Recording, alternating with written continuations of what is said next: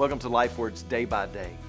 You know, Dallas Willard told the story of a pilot who was practicing high-speed maneuvers in a jet fighter plane. She turned the controls for what she thought was a steep ascent and flew straight into the ground. She was unaware that she had been flying upside down. You know, this is a parable of human existence in our day.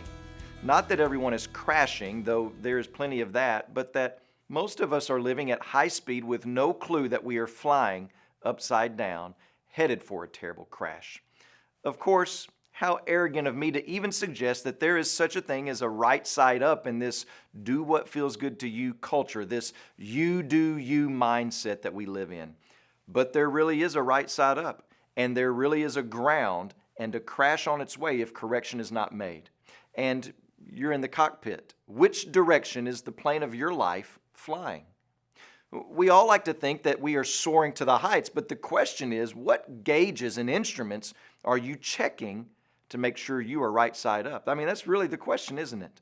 Well, the Apostle Paul has heard that his church plant in the city of Corinth has started flying according to the wrong gauges, checking the wrong controls. And now, even though they didn't realize it, they were flying upside down, headed straight for a crash.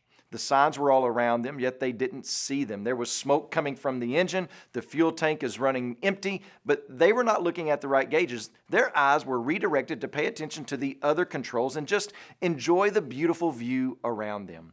But Paul will not let that happen to them. He will not let them continue in their downward spiral. He directs their attention to their error, and he puts the right controls in front of them. And that's what chapters 1 through 3 in 1 Corinthians have been all about. Now it's up to the church to decide how they will fly in light of this new information. It's up to us. It's up to you.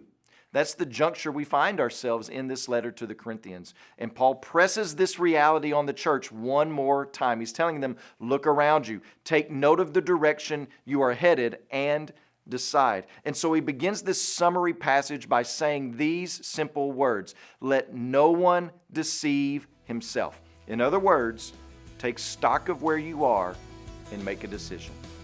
That's what he's asking of us today as well. Today when you pray, please pray for Michael and Sharon QUILLMAN, our missionaries in Zambia.